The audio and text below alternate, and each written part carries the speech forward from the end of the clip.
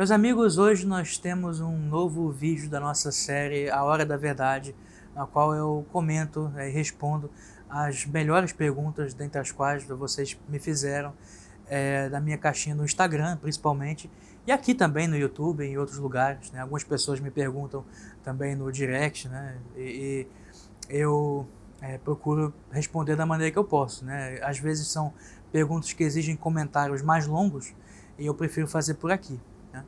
Então, vamos às perguntas dessa semana. Primeira pergunta.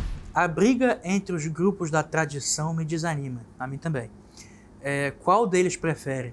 Bom, é um pouco difícil falar isso porque a gente acaba caindo no clubismo.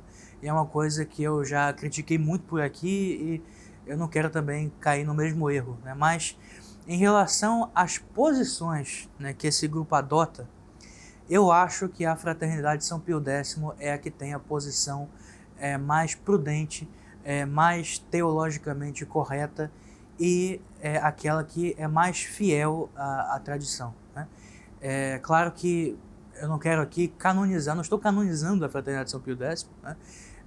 E há excelentes sacerdotes e leigos, pessoas em outros grupos, né? Não se trata disso. Mas eu acho que Dom Lefebvre conseguiu identificar de maneira mais clara, né, o problema do Concílio Vaticano II, do modernismo, da reforma litúrgica, né, e de tudo aquilo que aconteceu na Igreja nos últimos 60 anos. Né. O Concílio Vaticano II, é claro, ele não foi o início da crise na Igreja, é muito mais antiga, né? A própria crise modernista já é anterior a São Pio X, é denunciada por ele, né, na encíclica Pascendi. Então, é óbvio que é uma coisa que já existia desde o final do século XIX e mesmo antes disso, né, já existia o catolicismo liberal, já existiam as infiltrações maçônicas na igreja, etc. Então, é um problema muito antigo, né? Contudo, a partir do concílio, isso se torna, por assim dizer, o discurso quase que oficial, né, das autoridades eclesiásticas, né, de Roma mesmo. Então, a situação vai se agravar muito mais. E eu acho que a Fraternidade São Pio X tem a posição mais correta, né? Agora, eu já conheci sacerdotes de outros grupos que são de uma vida exemplar, um sacerdote de vida santa mesmo, e que eu não posso desmerecer por conta de uma posição diferente da que eu adoto, né? Daquela que eu acredito. Eu acho que não faria sentido isso. E não faz sentido também, né, nós julgarmos as pessoas por conta das associações às quais elas pertencem, né? Há excelentes pessoas em associações execráveis, né? E há pessoas péssimas em lugares ótimos, né? Então, aliás, há pessoas que cometem erros graves às vezes, e que são indivíduos exemplares e às vezes até santos, né? Vocês querem um exemplo disso? São Vicente Ferrer. São Vicente Ferrer, no século XIV, ele aderiu, né, ao Papa de Avignon. Você quer uma cegueira em termos teológicos maior do que essa, né? O homem que foi considerado, né, o anjo do Apocalipse, né, pelas suas pregações falando sobre o fim do mundo, ele caiu na esparrela, né, dos Papas de Avignon, né? Eu não falo aqui dos Papas de Avignon do início do século XIV, que eram legítimos, né? Eu falo já no período do cisma do Ocidente, né? No chamado cisma do Ocidente, que é do final do século XIV e início do século XV, né, em que havia dois papas, né, o Papa de Roma, com alguns reinos tendo aliança com ele, e o Papa de Avignon com outros tendo aliança com ele. Então, o reino da França, de Castela, tradicionalmente se uniam ao Papa de Avignon, e o Sacro Império Romano Germânico, geralmente Portugal, mas isso também mudou em alguns momentos, a Inglaterra, né, eram mais leais ao Papa de Roma, né? Os estados italianos também, etc. Então, essa disputa, né, que durou quase 70 anos, ela vai dividir todos os reinos europeus e, atualmente, né, Roma adota a lista dos papas de Roma, né, e considera aqueles de Avignon, depois desse cisma, como ilegítimos, né, são antipapas. E ele não só era entusiasta dos papas de Avignon, como foi confessor de um deles, né? O antipapa Bento XIII, né? Antigo cardeal Pedro de Luna, né? Então, assim, não tem como nós levarmos a sério a opinião dele, embora seja um homem cuja santidade foi prontamente reconhecida pouco tempo depois da sua morte, enquanto já tinha acabado, né, o cisma do Ocidente, mas ainda era uma memória recente, né, e ele foi canonizado com muita facilidade. Quer dizer, pessoas que têm uma posição errada, né, a não ser que seja uma posição claramente contra a fé, mas posições erradas, né, isso acontece muito. Né?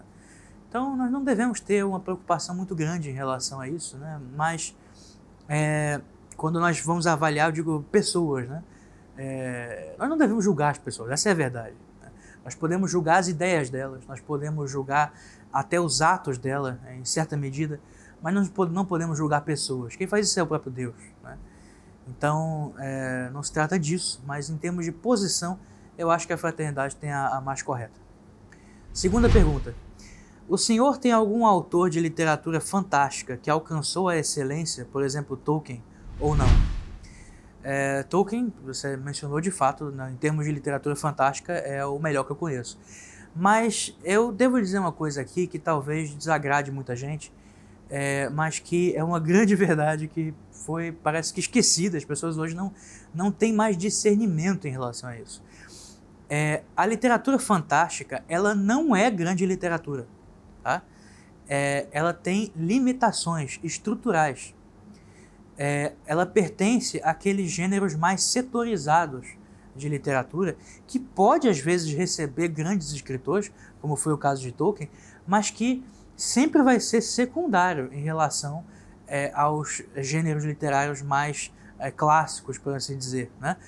O gênero épico, o gênero dramático, o gênero lírico e o romance, né, que é o mais recente, mas que também conseguiu adquirir o status de grande literatura, sobretudo a partir do século XIX, mas ainda antes disso, mas principalmente a partir do século XIX. Os escritores de literatura fantástica, de distopias, né, de ficção científica, de literatura infanto-juvenil, eles às vezes entram perto daquilo que nós chamamos de subliteratura. Né? É a literatura que tem principalmente fins comerciais ou que procura apelar a interesses mais imediatos, mais baixos ou mais bobos, né, das pessoas. E a literatura fantástica geralmente é assim. Né? Então, eu sinceramente não recomendo que as pessoas fiquem consumindo muito literatura fantástica, com exceção de Tolkien e alguns outros. Eu não vejo motivo para isso. Né?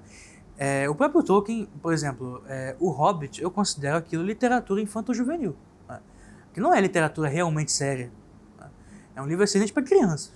Né? Agora, em outras produções dele, como por exemplo o Silmarillion, né?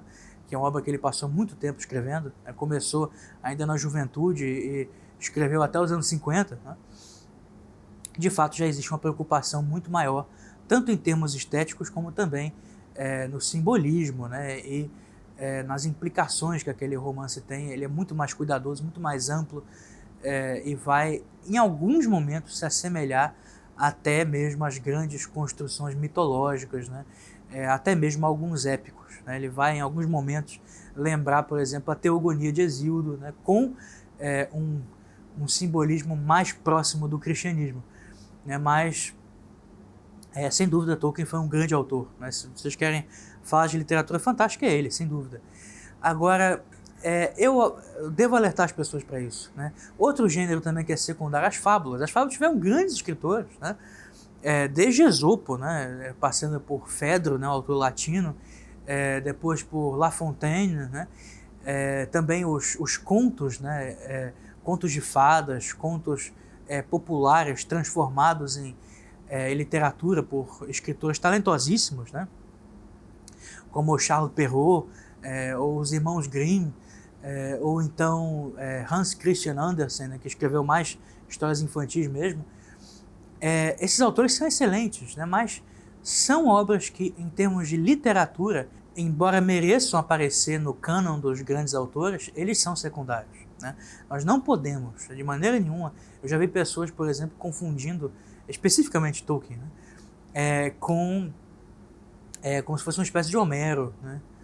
Ele não é um Homero, gente. Não é. Vocês lendo... Olha, literatura fantástica é Harry Potter, entendeu? Esse é o gênero literatura fantástica mesmo. É isso. Né? Eles não têm a altura dos grandes épicos, das grandes construções mitológicas. Eles não têm a altura sequer das fábulas, né? Dos contos de fadas, que são sempre um repositório, né? Da cultura popular e às vezes até de certos conhecimentos espirituais, de certos símbolos de origem muito longínqua, né? De origem religiosa às vezes, e que são muito poderosos, são narrativas muito envolventes, né? Que a literatura fantástica raramente vai ser assim, né? Se vocês querem esse tipo de história, de consumir esse tipo de coisa, leiam as novelas de cavalaria, vocês vão gostar muito mais, né? A Demanda do Santo Graal, de autor anônimo, ou então A Morte de Arthur, né, de Sir Thomas Malory, eu acho que vai ser muito melhor para vocês, né?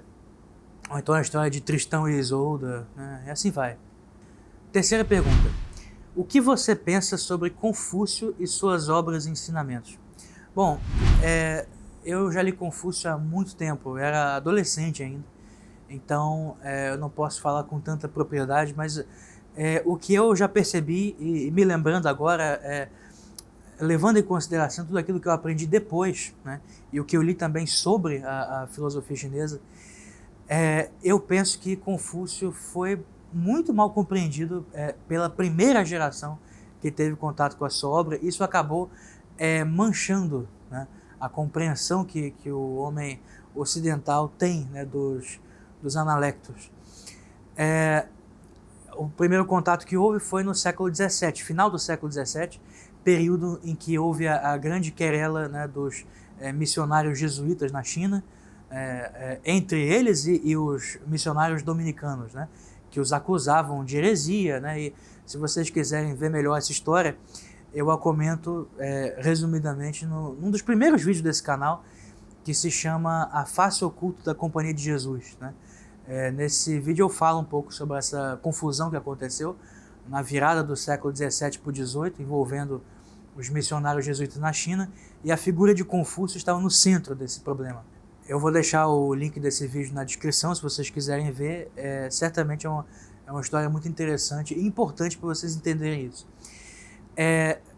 Confúcio foi compreendido, portanto, por escritores, né, por intelectuais, principalmente franceses, do período que o historiador Paul Lazar chama a crise da consciência europeia, né, o pré-iluminismo. E são pessoas que já não tinham mais a compreensão correta das grandes verdades metafísicas, né, e que, portanto, vão entender o pensamento de Confúcio como exclusivamente uma ética, né, uma filosofia moral, coisa que de fato ela era, mas que só pode ser realmente compreendida dentro do contexto religioso no qual ela surgiu, né?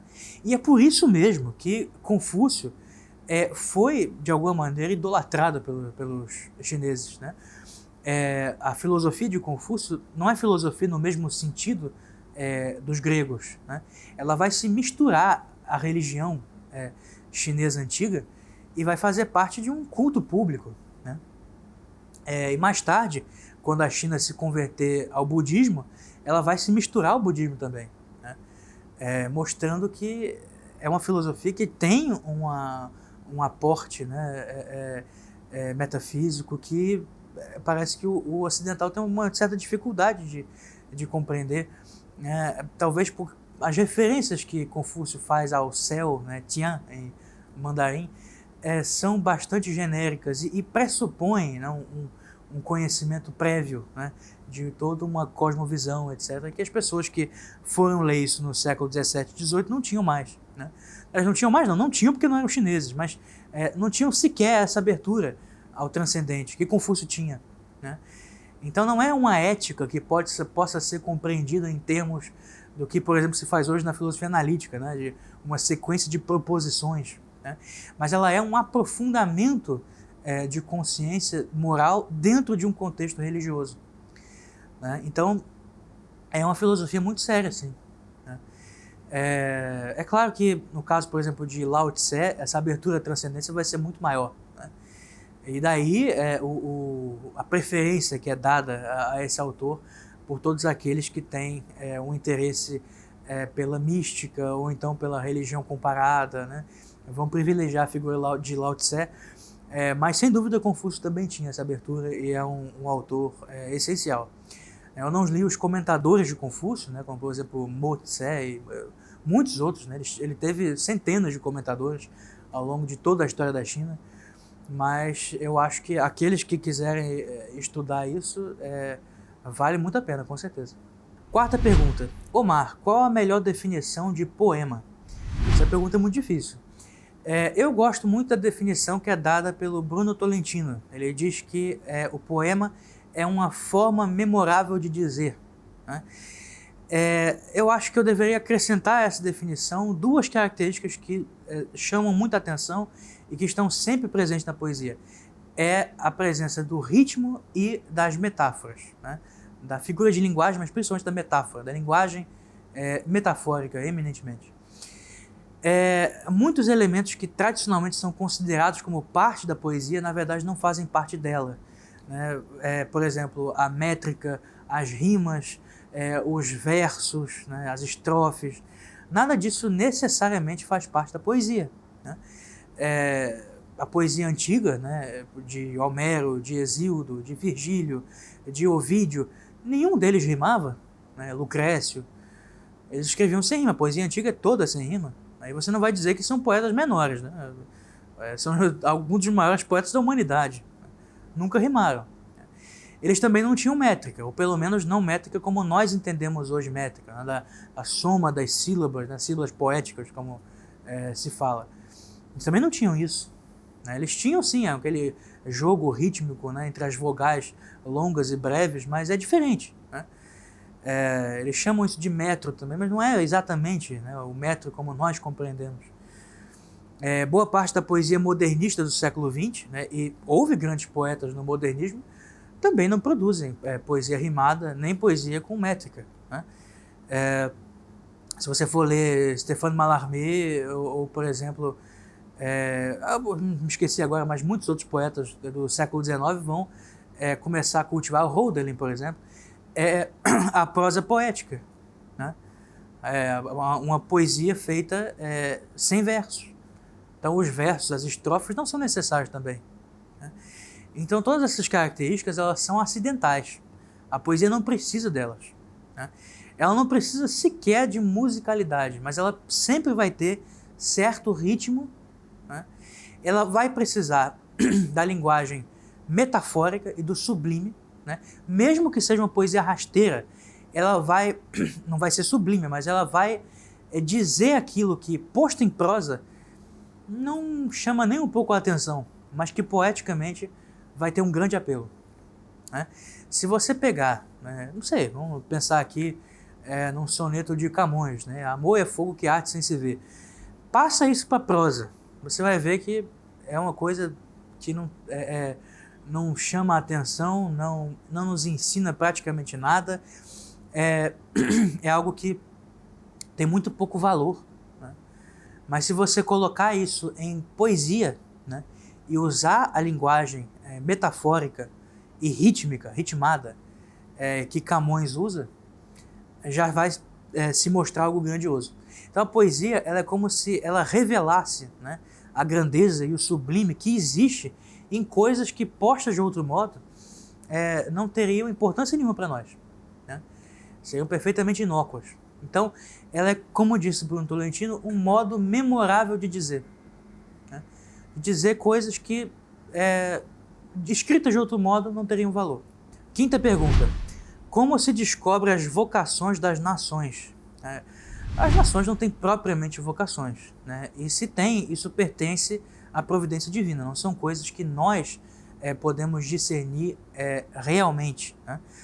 Agora, nós podemos perceber na história das nações, né, que certas características nacionais parecem trazer um grande bem à humanidade. Então nós podemos dizer, de certo modo, que isso é a vocação desse país, né? Mas não é como a vocação pessoal que um indivíduo tem, né? Nós, seres humanos, temos todos a vocação universal, né, a Deus. Nós fomos feitos para Deus. Ao mesmo tempo, nós temos uma vocação pessoal, da nossa vida pessoal. Nós temos também, no plano mais baixo, uma vocação profissional, né? Nossas habilidades profissionais, etc. Mas ninguém vai dizer que um país tem na vocação no mesmo sentido, né? Agora, é inegável, né? Por exemplo, a Espanha, né? A quantidade de produções, né, que a Espanha entregou ao mundo relacionadas à espiritualidade, à mística, né, à vida espiritual mesmo, certamente isso faz parte de alguma maneira da vocação da Espanha como nação, né? É isso que ela entregou de bom à humanidade, né? Claro que outras coisas também, mas principalmente isso. São tesouros, né, aos quais o ser humano talvez tivesse muito mais dificuldade de ter acesso se não fosse a Espanha, né? Se não fossem os escritores, os místicos espanhóis. Do mesmo modo, a Itália, né, e os vários estados que compuseram a Itália no século XIX, entregaram ao mundo um grande tesouro em matérias de arte, né? Então, eles entregaram beleza ao mundo. O mundo ficou mais bonito por causa da Itália, né? Então, certamente, isso faz parte da vocação da Itália como país, né? A Inglaterra, ela trouxe uma praticidade, né? O common sense britânico, o bom senso, a lógica científica também, de maneira bastante pronunciada, né? Foi a Inglaterra que nos deu um Isaac Newton, foi a Inglaterra que nos deu os economistas também, os grandes economistas do século XVIII, um Adam Smith, né? Foi a Inglaterra que nos deu a Revolução Industrial, né? Então, claro que são coisas também ambíguas, né, que trouxeram certos problemas, mas faz parte da vocação inglesa, né, trazer à humanidade o senso comum, né? E assim vai, né? Eu acho que o Brasil, por exemplo, eu discordo de algumas pessoas que acham que nós temos uma vocação muito grandiosa, né? Mas o brasileiro é capaz de fazer uma coisa que ninguém sabe fazer, né?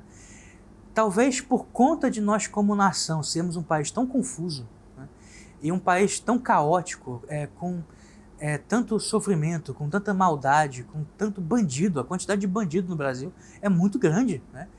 Nós somos o país dos bandidos, né? Os criminosos estrangeiros, quando querem se esconder, né, da Interpol, eles vêm para o Brasil, né? Então o Brasil é a nação criminosa do mundo, né? É o país dos criminosos. Por nós vivermos isso de uma maneira tão intensa, né, tudo aqui perde a seriedade, né? Tudo aqui vira deboche, né? Vira palhaçada, né? Até as iniciativas louváveis, iniciativas culturais, intelectuais, elas viram palhaçada em muito pouco tempo. Iniciativas políticas também, né, que às vezes na origem são bonitas, né, mas que viram palhaçada muito rápido, né? Isso é ruim para nós, mas o brasileiro acaba tendo a capacidade de debochar de tudo, né? E por isso mesmo nós sabemos identificar o que é ridículo nos outros países e que eles levam muito a sério, né? Nós sabemos enxergar o ridículo das coisas, né? Nós sabemos expressar tudo também com um humor leve, né? O humor do brasileiro é muito leve. Os russos, por exemplo, eles vivem tragédias às vezes semelhantes às nossas. Outras são bem diferentes, mas muitas são semelhantes. Mas eles não encaram as coisas assim.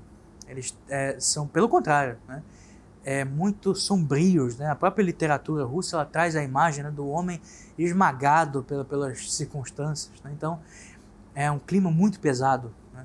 Já o brasileiro, ele é muito leve, o humor brasileiro é muito leve.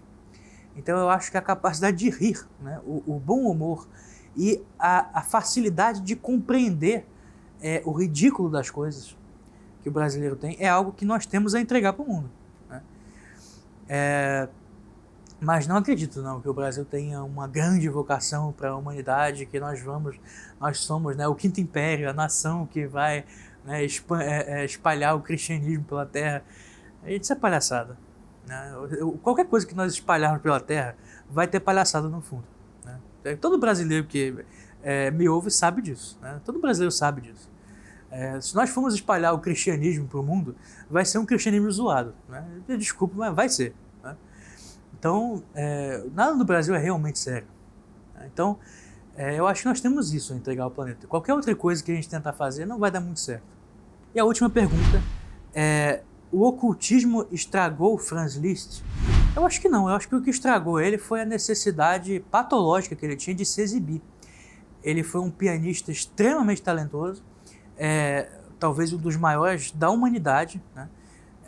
De um virtuosismo incomparável, e ele não conseguia resistir à necessidade de aparecer, né? Então ele precisava se exibir, e isso acabou estragando um pouco da sua imagem, né, enquanto ele era vivo, e posteriormente da sua obra, né? Há obras de Franz Liszt, isso não sou eu que digo, vários músicos dizem isso, que seriam melhores se fossem mais simples. Mas ele precisava exibir a sua capacidade como grande pianista, e ele estragou um pouco, avacalhou um pouco algumas obras dele, né?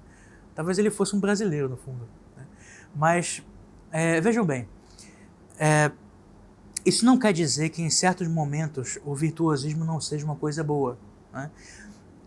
A superação, né, em termos técnicos, é algo muito vantajoso, e ela acaba trazendo para a música mesmo, a longo prazo, né, em termos técnicos, vantagens que às vezes os contemporâneos não suspeitam, né? Então, certos indivíduos muito virtuosos, eles contribuem para a evolução, por assim dizer, da música, mas em termos da qualidade daquilo que eles produzem, não vai ser tão boa, né? Então, houve até um episódio que ilustra isso muito bem, quando morreu o compositor Schumann, né? A sua viúva, Clara Schumann, foi fazer uma homenagem a ele e chamou uma série de amigos, né, e compositores também, para tocar algumas das suas músicas no piano. E ela também tocava muito bem, e quando Franz Liszt começou a tocar uma das suas composições, ela se ofendeu, né, e pediu para ele parar, e disse: não era assim que o meu marido tocava essa composição. Porque ele começou a fazer firulas e querer exagerar para mostrar o talento dele, né? E isso pegou muito mal, né? Então isso mostra como o exibicionismo em alguém, mesmo uma pessoa que tem talento, é feia, né? É feia.